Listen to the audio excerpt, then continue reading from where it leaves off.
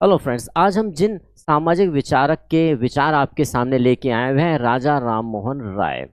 जाने माने हमारे सभी परिचित हैं कि राजा राम मोहन राय ने हमारे भारतीय समाज में एक महत्वपूर्ण भूमिका अदा की है समाज के सुधार कार्यों के लिए। तो आज हम देख रहे हैं कि ऐसे क्या विचार इनके रहे, धार्मिक विचार इनके क्या रहे, राजनीतिक विचार इनके क्या रहे हैं। इन विचारों पर हम चर्चा करते हैं। सबसे पहले बात करते हैं इनके सामाजिक विचार क्या रहे। तो सबसे पहले सामाजिक विचार में इन्होंने कहा मानवतावाद की बात की। मानवतावाद, देखिए मानवतावाद का आशय क्या है, क्योंकि सबसे पहले हम क्या है कि मानव है, तो मानव का मानव के प्रति जो लगाव होता है हम उसे क्या कहते हैं, मानवतावाद कहते हैं।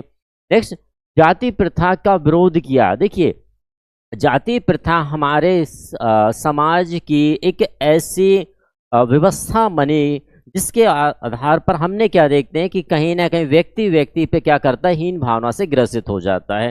तो जाति प्रथा का काफी विरोध किया गया राजा राम मोहन के द्वारा। नारी उत्थान का समर्थन किया। देखिए प्रारंभ से ही नारी उत्थान, नारियों को पढ़ाने के लिए काफी सुधार हमारे समाज ने किए हैं और आज भी निरंतर जारी हैं।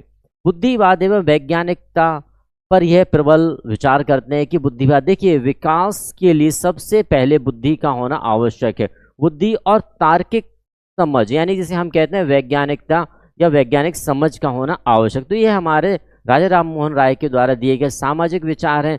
चलिए आगे बात करते हैं इनसे संबंधित धार्मिक विचार राजा राम मोहन राय के क्या थे। तो देखिए राजा राम मोहन राय के धार्मिक विचारों पर हम बात कर रहे हैं। एक ईश्वरवाद, यानी कि एक ही ईश्वर की सत्ता में यह विश्वास करते थे। ठीक है। मूर्ति पूजा का विरोध किया गया इनके द्वारा। मूर्ति पूजा का क्या किया गया, विरोध किया गया राजा राम मोहन राय के द्वारा।